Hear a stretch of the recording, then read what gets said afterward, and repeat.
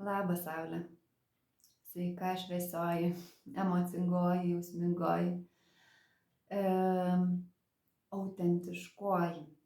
Šiandien apie būtent tavo unikalumą noriu pakalbėti.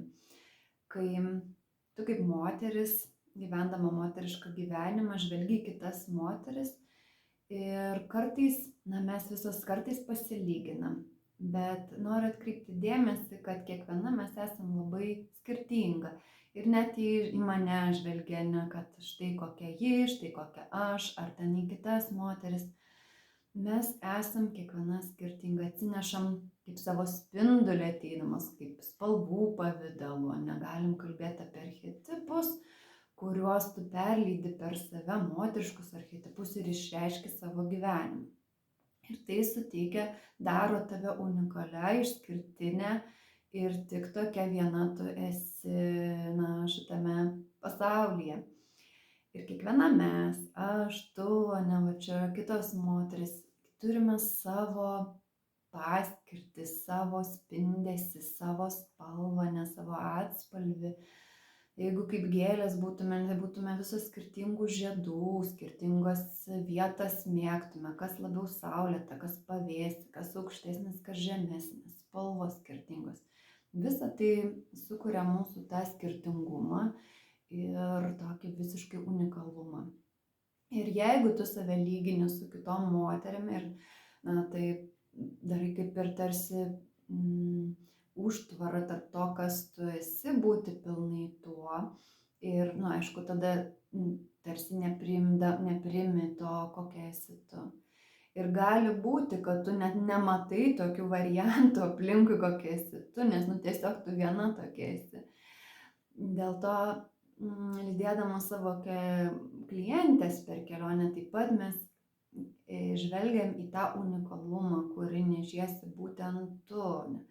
Tai per spalvas, per moterų archetipus, kurie reiškiasi. Vėlgi jie gali būti kažkokie tai niuansai su kažkuo panašus, o kai kurie visiškai skirtingi. Ir tada supranti, kokie yra tavo talentai ir dovanos būti tavimi. Ir kaip šitam visoje gyvenimo nemandaloj, kiekviena mes turim savo vietelę ir kiekviena esame savo rato centre, taip pat ir iš jų sukuriam visą gyvenimo tą gražią gėlę. Tai jeigu tu nustotum būti savimi, tokia kokia esi tu, visiškai kitaip, tu tiesiog, pasaulis praranda tą grožį, tos vietos, kurioje tu spindi savimi. Tai šitoj kelionėj, dirbdama su klientėm, būtinai stojam ir svarbų momentą darome ties tuo, kuo unikali esi tu. Kokie talentai, kokios stiprybės tavo yra. Iš šešėlinės pusės, kokios gali neiškilti. Tai čia tiek per spalvų prizmę galima, kaip kiekviena nėra geros ar blogos spalvos, kaip ir augalų nėra, kažkokių geresnių vienus už kitus. Tiesiog vienose situacijose vienų savybės atsiskleidžia vienose situacijose, kitų kitose. Taip ir spalvos. Kiekviena turi talentus, tas stipriasias savybės ir kiekviena turi šešėlinės. Klausimas, kaip mes tai panaudosim. Tai kai tu žinai, kas tu esi, kokia tu esi, kokios tavo stipriosios, silpnosios savybės, tu gali tinkamai panaudoti savo talentais ir nebesilygiuoti su kitomis, kurios galbūt yra visiškai kitos spalvos, kitos spektro, kitos energijos, kitos vibracijos moteris. Arba gėlė, viena dėl grožio žydė, o kita dėl vaistinių savo savybių, kita dėl aromato, kita dėl spalvų, o kitos ten dar kažkokie tai niuansai. Ir visa tai yra reikalinga šiame pasaulyje. Tai jeigu tu čia esi šitam pasaulyje, tai reiškia, tu esi reikalinga, vertinga ir mylima tokia, kokia esi. Klausimas, ar tu šiuo metu tai pamatei, radai, ar dar nori nuglūdinti savo unikalumo tos bruožus, kad būtent tu būtum tokia, kokia esi savimi ir atrastum tą patogų tau, malonų tau, aišku tau pačiai būdą, kokia tu esi ir kaip tu gali būti šiame pasaulyje, santykyje taip pat santykį su savimi, kas tau svarbu, ir santykį su tavo mylimu ir mylimais aplink tave. Ir jeigu vienai moteriai bus labai svarbu daug laiko turėti sau, individualiai sau pačiai vienai, tai kitai gal kaip tik bus visiškai kitaip, kuri bus kompanijos žmogus ir daug daugiau laiko bus ta, kuri praleidžia su kitais. Ir jeigu mes lyginsimės, bus visiškai, neverta net lygintis, nes tiesiog visiškai skirtingi poreikiai ir visiškai skirtingos kokybės. Ir nėra nei viena, nei kita labiau vertinga ar labiau geresnė ar kažkokiesnė. Tiesiog kiekviena yra reikalinga tokia, kokia yra. Klausimas, ar tu jau radai tą vietą, kur gali patogiai ir užtikrintai su visa pilna savivertė būti tokia, kokia esi.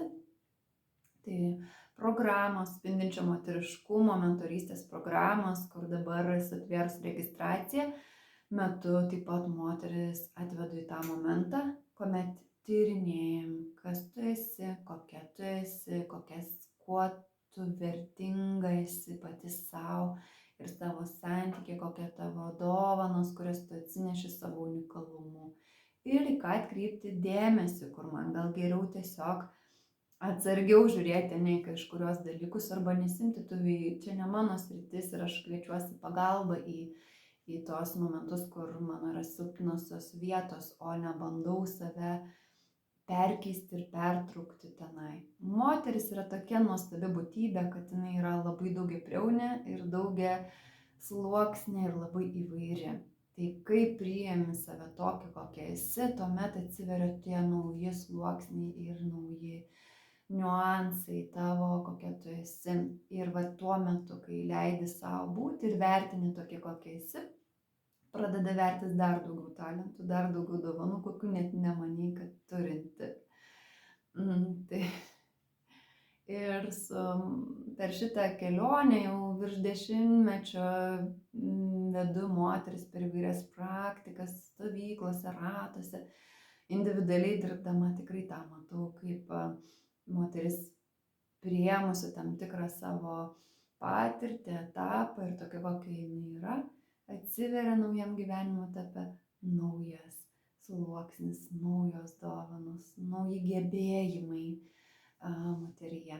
Tai kviečiu pažinti save, o svarbiausia leisti savo būti tokia, kokia tu esi, neslėpti, netraukti kažkur tai ir nepriekaištauti savo.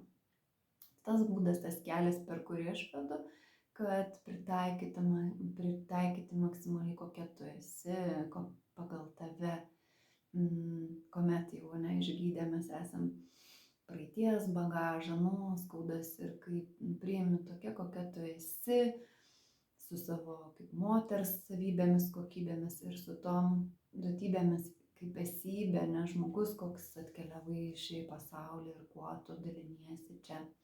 Ir tuos bruožus tik išryškinti, kad jie dar labiau spindėtų, kad tu būtum dar labiau savimi, ne kažkuo kitu.